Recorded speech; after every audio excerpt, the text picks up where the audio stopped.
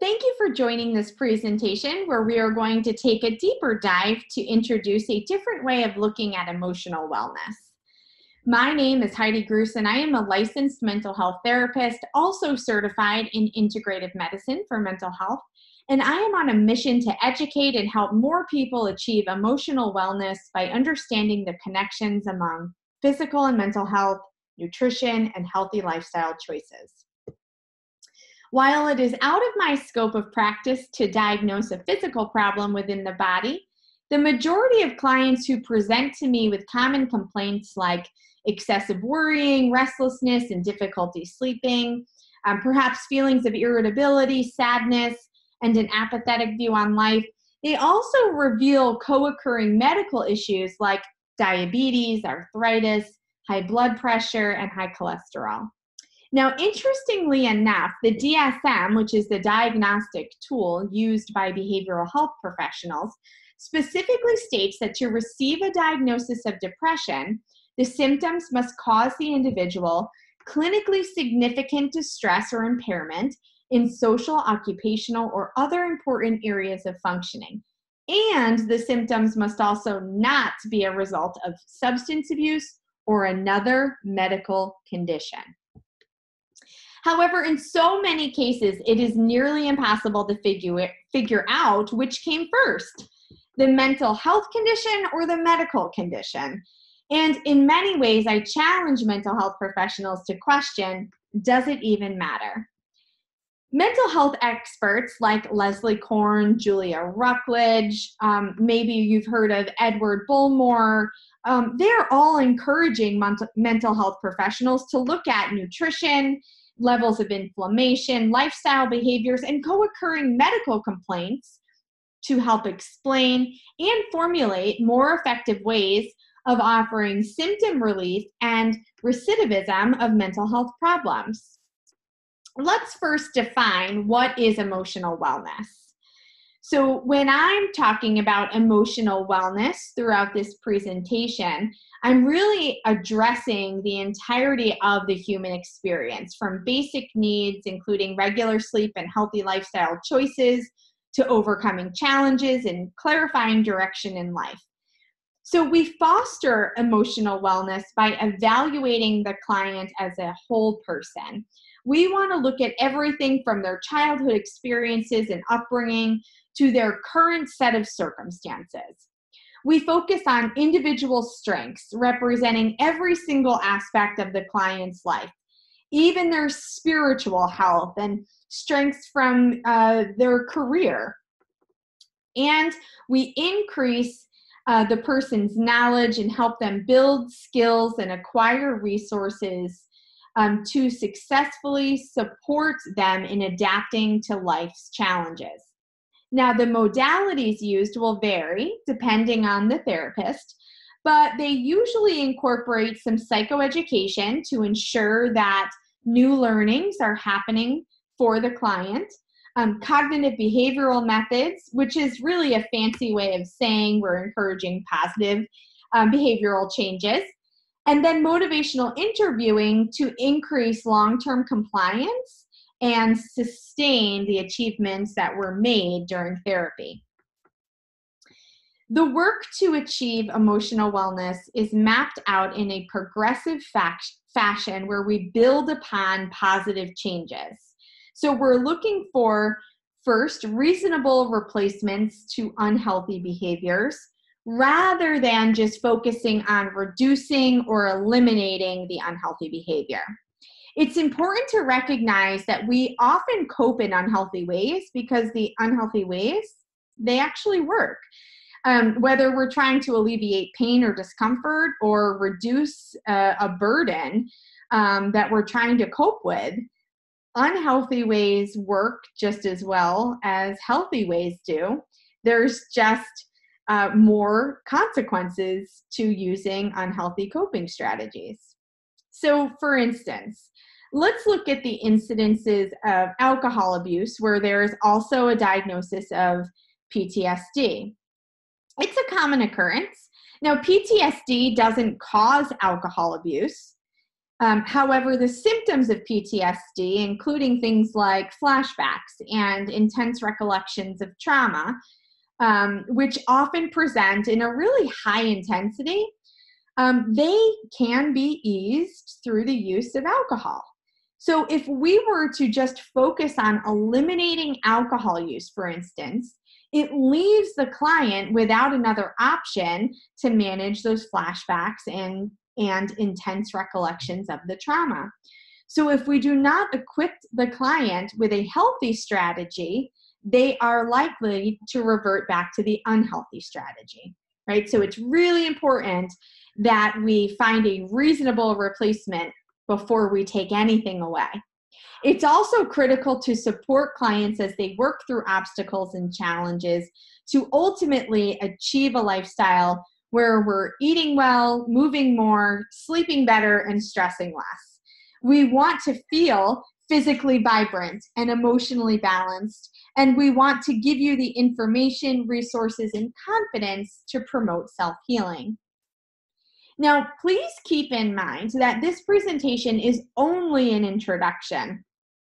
There are courses and certification programs out there that go on for semesters or more.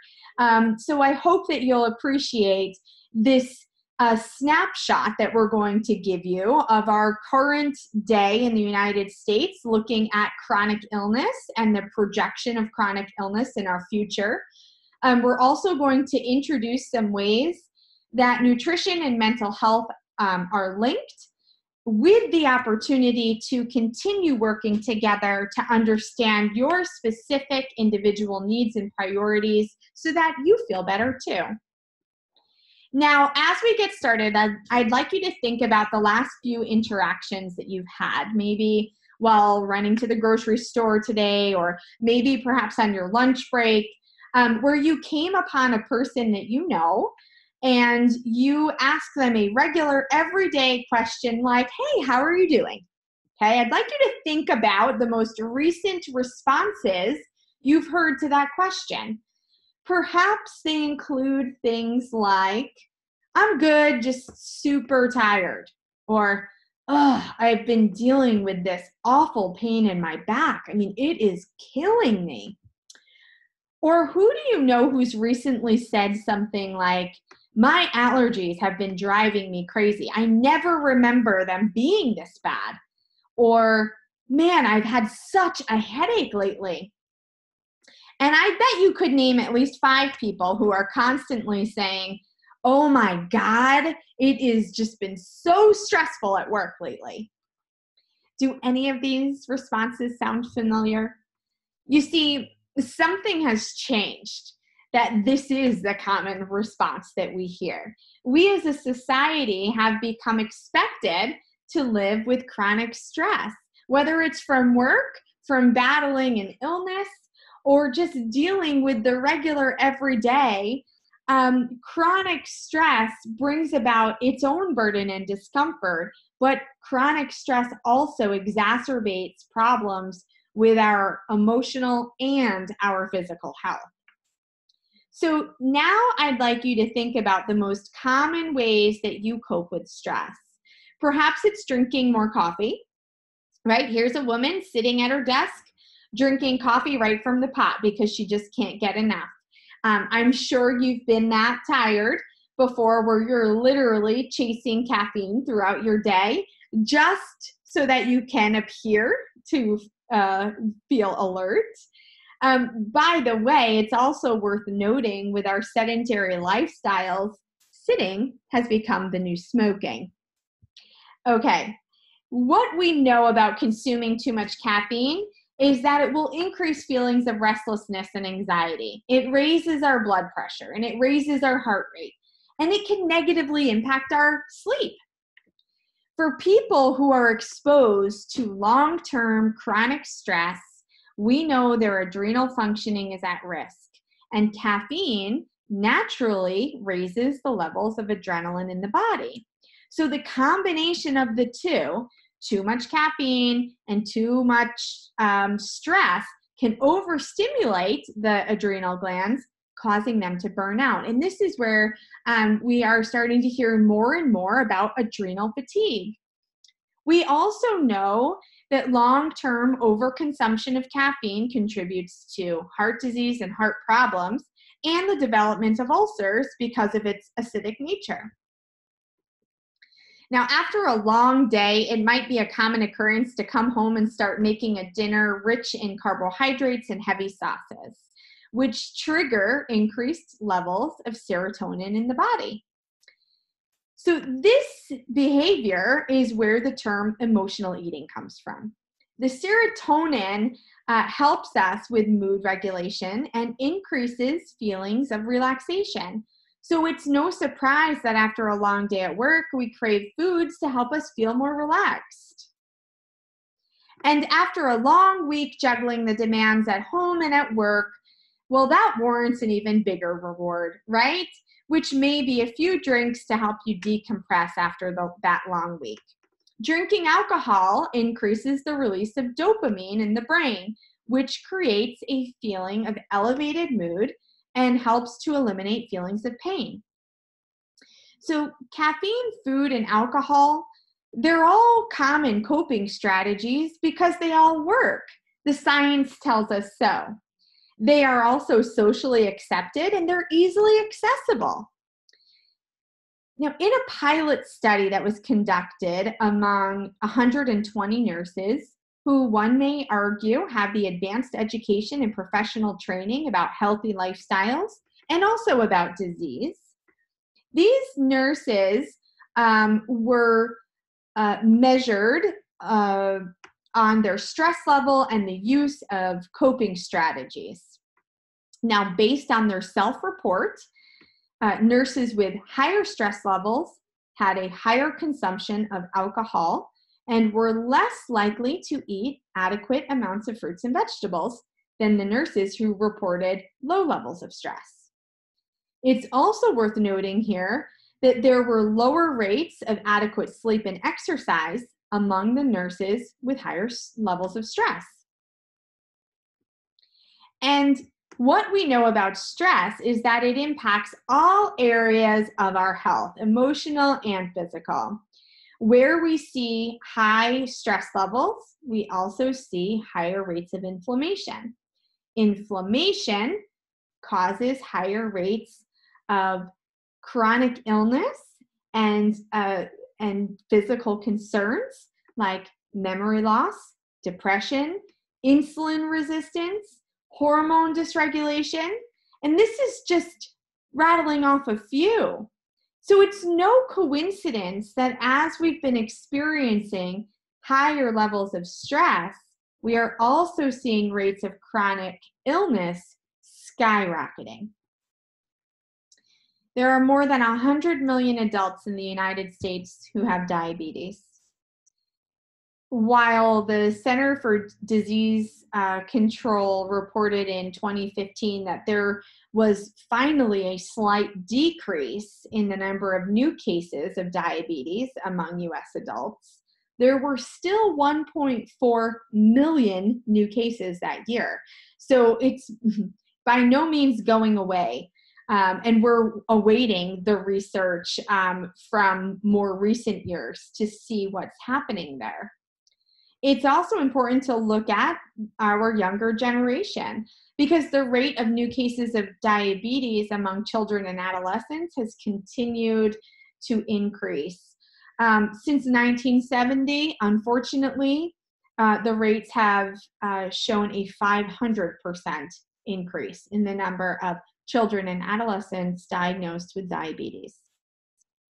The Centers for Disease Control and Prevention has just put out a grim report about Alzheimer's disease in the United States, showing death rates from Alzheimer's climbing 55% from the year 1999 to 2014. So that's just incredible.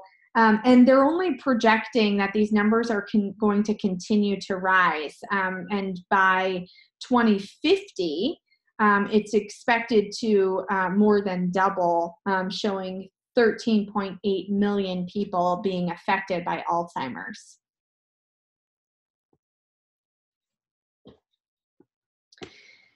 So as chronic illness has become more and more pervasive, it's almost 100% likely that it affects more people around you than you may even realize. Sadly, the population with chronic illness is just continuing to increase. And by the year 2030, which is really only 10 years away now, it is estimated that it's going to be more than half of the population being affected by chronic disease. I mean, that's pretty scary, isn't it? Now, when I learned that my children's generation is the first generation in the United States ever projected to not outlive their parents, I literally froze in my chair. I mean, I remember where I was sitting, the training I was attending, and I felt absolutely paralyzed and so very sad to hear this. I also, though, felt tasked to further educate myself, to be a stronger professional, being able to work with children, adults, and families to start working against this trend. So we need to look ourselves in the mirror and acknowledge the themes that we've addressed so far. In our society, we're living with higher levels of stress. We are using unhealthy behaviors to cope. Chronic illness is on the rise and affecting so many more people today. And we are seeing these trends take an even bigger toll on our younger generation. In fact, 1 in every 3 children aged 6 to 19 are overweight or obese today, right now. 1 in every 3 elementary students are likely to become diabetic before the age of 18. And beyond obesity and diabetes, we also have to be concerned for other risk factors, like our children developing hypertension or sleep apnea. Is it a surprise to you that when we're looking at overweight and obese children, that we're also concerned about low self-esteem and depression?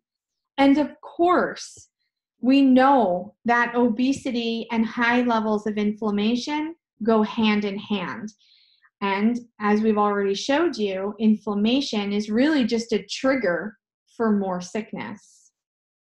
So let's take a look now at how mental health has been progressing in the United States. Here is some data shared by Blue Cross Blue Shield, a commercial insurance company.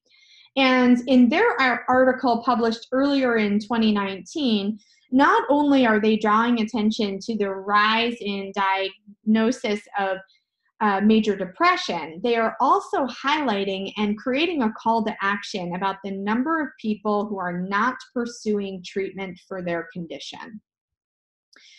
So while there is a significant risk in mental health diagnoses from 2013 to 2016, the biggest increase was in our youngest age bracket from age 12 to 17. There's a 63% increase in 3 years. That's incredibly high. And the next largest increase happened with people aged 18 to 34, a 47% increase. This is very, very alarming. And the numbers behind the numbers would also show increased rates of anxiety and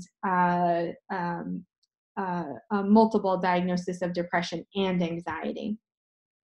Now, Blue Cross shows rapid rates here among our teens and our millennials, but they're also drawing attention to the 20% of millennials who are not seeking treatment. Now, keep in mind, the Blue Cross data is representative, obviously, of their carriers, while the CDC is showing only 20% of our children aged 3 to 17. So it's a little different in the age bracket. Instead of it being 12 to 17, here the CDC is looking at ages 3 to 17. We have about 15 million children who are diagnosed with an emotional or behavioral disorder.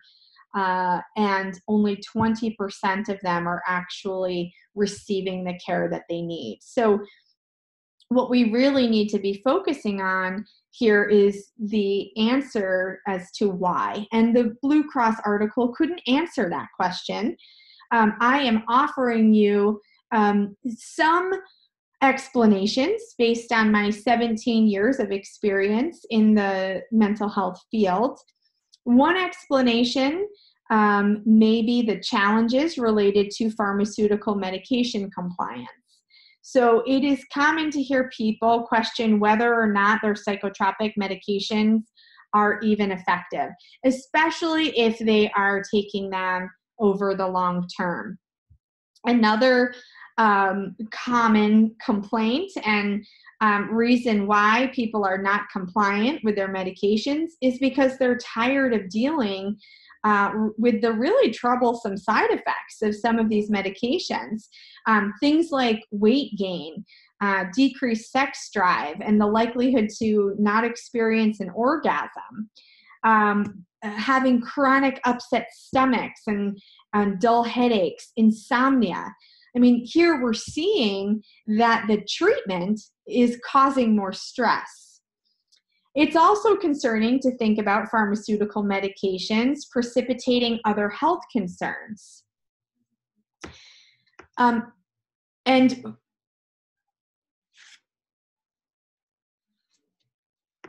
oftentimes we see mental illness associated with feelings of guilt and shame. So to admit that one needs help triggers feelings of weakness.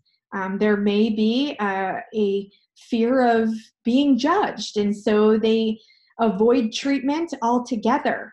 Mental health therapy has also been categorized as a very subjective form of treatment because it's always been based on the treatment provider's point of view and how they are looking at the client and their set of circumstances. So I'm going to continue to respond to some of these concerns that I've just labeled throughout the presentation as we take a look at mental health treatment as we're trying to achieve emotional wellness.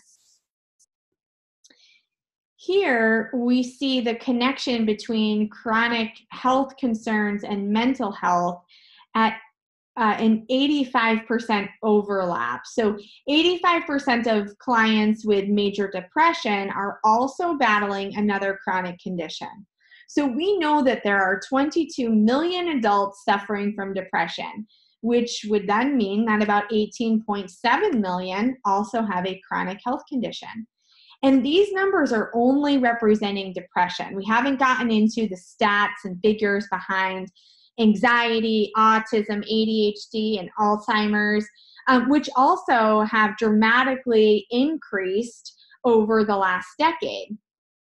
So we treat many of these chronic health conditions with synthetic medications, which are stripping us of important vitamins and minerals. So take into account a woman who is looking for relief during menopause, for instance. A lot of the hormones that are used during that time, also hormones used for contraception, they are depleting our B vitamins, our folate, and our magnesium. Medications that are commonly used in inhalers to treat asthma, well, they've been shown to not only decrease the calcium, potassium, and vitamin D in our bodies, but they also have been known to create mood changes and in some cases increase anxiety. Now, we know that there are so many people affected by chronic health conditions that there are more people battling high levels of inflammation in the body. Now, inflammation is typically treated with anti-inflammatories like aspirin, ibuprofen, naproxen. That's sort of the first level, your non-steroid anti-inflammatories. And when these are used over the long term, these drugs deplete our B vitamins, our calcium, our vitamin C. Magnesium's also depleted, which may explain why these anti-inflammatory drugs are also contributing to depression and they compromise our gut health. And then we have common antibiotics used to treat ear infections and strep throat. I was that kid growing up. I was constantly on amoxicillins and stronger prescriptions. And what do we know about those antibiotics? Well, not only do they strip us of all the unhealthy bacteria, but they literally wipe out all of our good bacteria too. So oftentimes, and I am in this category, there is a need to really repair the gut and focus on flooding the gut with the healthy bacteria to help and promote that healthy bacteria to grow. So again, I come back to that chicken or the egg slide. Does it even matter which came first when the incidence of emotional health problems and chronic health problems is so high? Now, while there are frequent acceptable correlations made between obesity and physical health, it is also important to make the same connections to emotional health as well. So the American Medical Association has published multiple articles demonstrating how insufficient vitamin intake is related to chronic disease development and progression. The field of mental health is often reluctant to utilize the existing data that shows the same correlations to optimal nutrition and healthy lifestyle behaviors with higher levels of emotional health. But why is that? We have the Center for Disease Control acknowledging, and this is a quote, depression may be caused by a combination of genetic, biological, environmental, and psychological factors. Now, this is an important statement because research has opened a new door with the use of epigenetics and nutrigenomics within mental health. We are more educated and equipped as mental health professionals to now implement what we know. So let's look more specifically at food.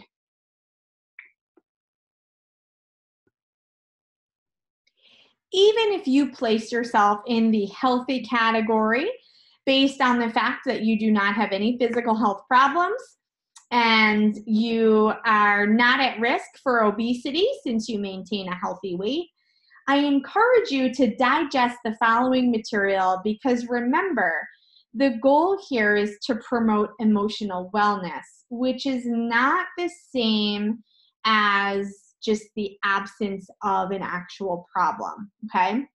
Rather, it's having the education and knowledge along with the skills and resources to prepare you for when life presents a challenge. Meaning this information isn't just to help you heal right now, it is to be used to prevent you from really ever having to suffer. So where does that bring us? To the kitchen. You see, I was that mom, the mom who thought I was doing everything right, packing a healthy school lunch and snacks for my kids. But after learning about the impact of food on our emotional well-being, I started paying more attention to my own kitchen. I was looking at food labels more, specifically looking at the amount of sugars in foods. And you can see here in my daughter's lunchbox, there's a banana and an apple. We also made sure that there was a yogurt in there and there's a sandwich underneath hiding and of course a sweet treat for after she finished all the healthy stuff.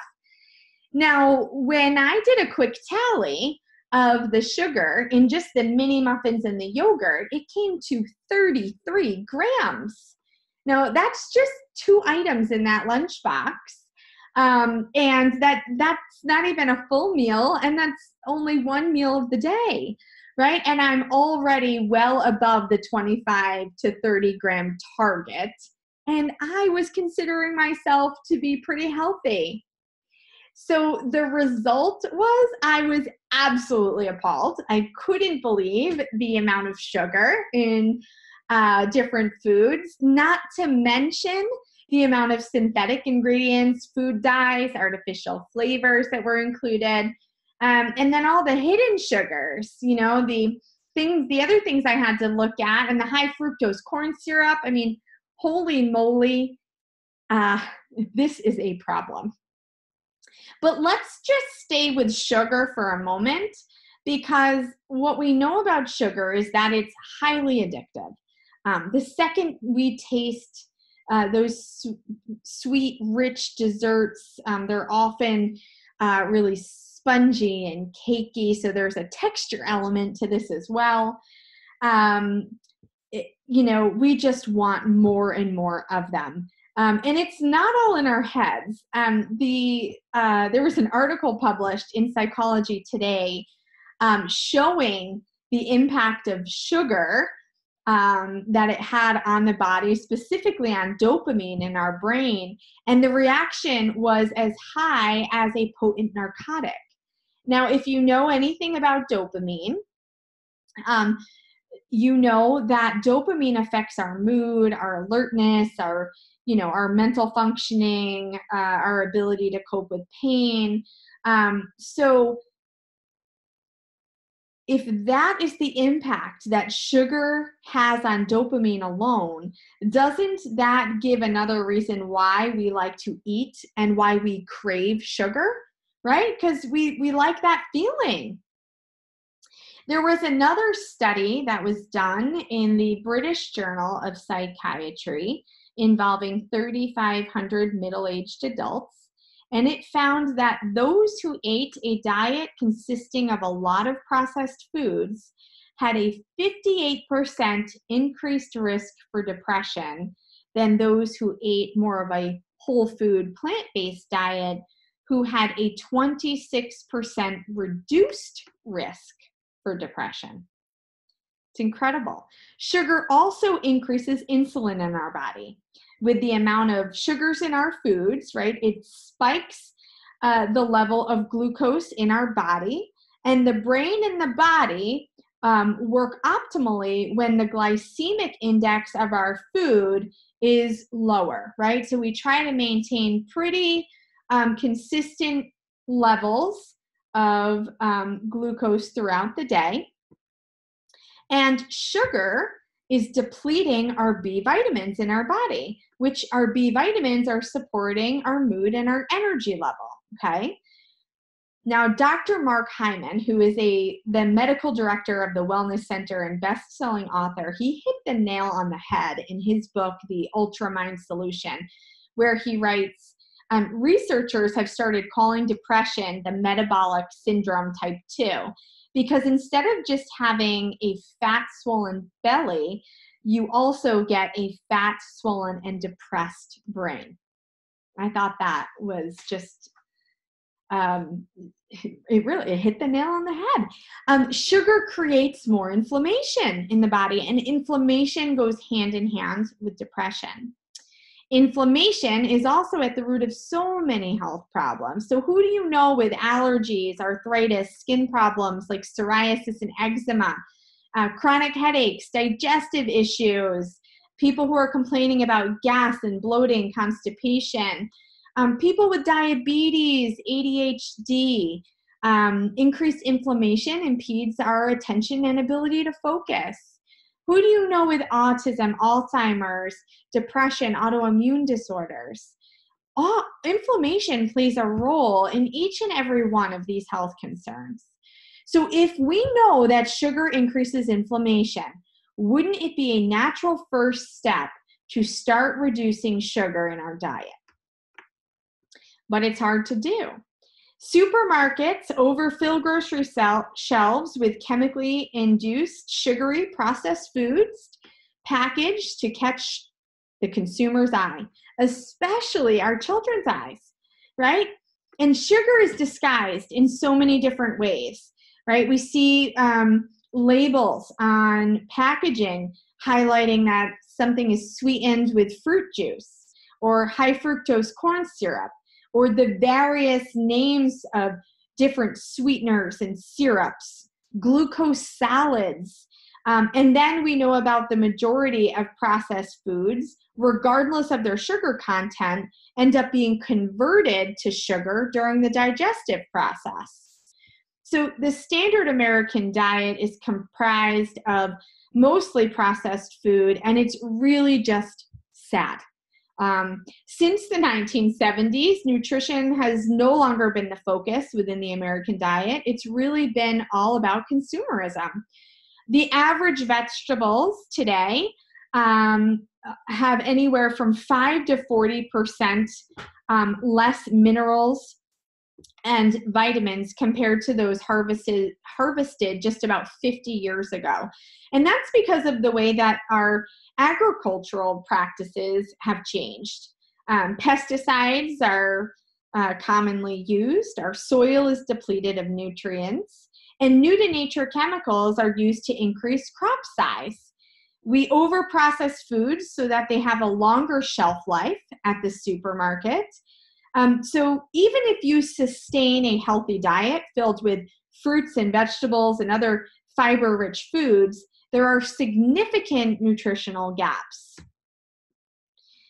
So what if we looked at depression as a sign or symptom that something is out of balance or not functioning optimally within the body and it needed to be fixed? Would this perspective help to neutralize the shame associated with feeling depressed? Would it remove any of the stigma? Would it help to know that 90% of our serotonin is made in our gut, not in our brain? Does that reinforce the importance of healing our gut? Our gut really is our second brain. There are so many neurotransmitters in our gut. 60 to 70% of our immune system exists in our gut. So if our gut isn't well, we don't stand a chance, emotionally or physically. So where there is mental illness, there is typically a history of digestive issues. We also know genetics impacts our mental health. More specifically, we see integrative medicine, epigenetics, and nutrigenomics getting more and more attention from behavioral health practitioners, finally offering a science-based perspective to treating mental illness. So we can stop guessing and actually pinpoint the root of the problem. And now we can create individualized treatment plans based on science, specifically based up on the makeup of our food-based genes, the genes that can be turned on or turned off by nutrition, supplementation, and lifestyle behaviors. Now, I am not saying that developing new habits and lifestyle changes will be a walk in the park, but knowing that the path leads to the ultimate destiny definitely increases the likelihood for compliance. Wouldn't you say? We know people with autism, for example, do not produce the same bacteria in their gut like they should. This makes it more difficult for them to properly digest foods containing gluten and casein specifically. So imagine what it would feel like if you were constantly experiencing high levels of digestive distress, right? Could you imagine by rectifying the digestive distress alone, don't you think that that would help put some of your other symptoms at ease? Wouldn't that reduce some of your anxiety? Wouldn't that make you a little bit more comfortable? Wouldn't that allow you to focus, pay attention a little bit more, right? And we're seeing this in people with ADHD as well. So a child experiencing significant meltdowns, where we had introduced a protocol to help raise the child's awareness and regulate the size of their response to a problem to match the actual size of the problem, was going very, very well. But simultaneously, we had conducted a gene test, and it showed that they carried the homozygous MTHFR gene mutation. Now, the MTHFR gene is its primary action. It shows us how B vitamins are absorbed in the body, determining whether or not a methylated form of B is necessary for the body in order to get the benefit of the B vitamins. B vitamins, again, are there to help us with our mood and our energy level. Well, the MTHFR mutation also directed us to look and evaluate the use of electronics with this child, especially the use of electronics right before bed. And we saw that it was impacting the child's ability to calm down before bed. So it was really activating that MTHFR gene, contributing to the meltdowns and the difficulty in falling asleep. With the COMT gene mutation, we're looking at how adrenaline works in the body. So adrenaline has a direct impact on anxiety, insomnia, chronic pain, anger, alcoholism even. The evidence is there, and now the interventions give people more control over their health. To continue learning, I've created 2 weekly groups, one facilitated within my private practice and another moderated as a web-based group to offer clients the opportunity to learn how to eat well, to best reduce symptoms related to mental illness, to reduce inflammation in the body, which will also decrease feelings of discomfort, joint stiffness, and body aches. These groups will help to increase understanding how synthetic medications are stripping us of critical vitamins and minerals like vitamin D, which impacts our brain health and reduces symptoms of depression. We will also promote optimal digestive and gut health to support mental wellness and which will also result in natural weight loss. Within these groups, we will be introduced to alternate wellness solutions to not only help manage symptoms, but to also prevent the current progression of the illness that's taking place and any co-occurring concerns. For instance, if we're looking to improve sleep quality by incorporating magnesium, we will also be reducing the risk of diabetes simultaneously. We will also be creating individualized wellness interventions based on nutrophysical assessments as well as a nutrigenomic test. The next step to get started in creating your individualized treatment plan is for you to reach out by email, or you can click on my calendar link or access my calendar right through my website, so we can schedule a private appointment to discuss your specific needs. I look forward to our meeting together.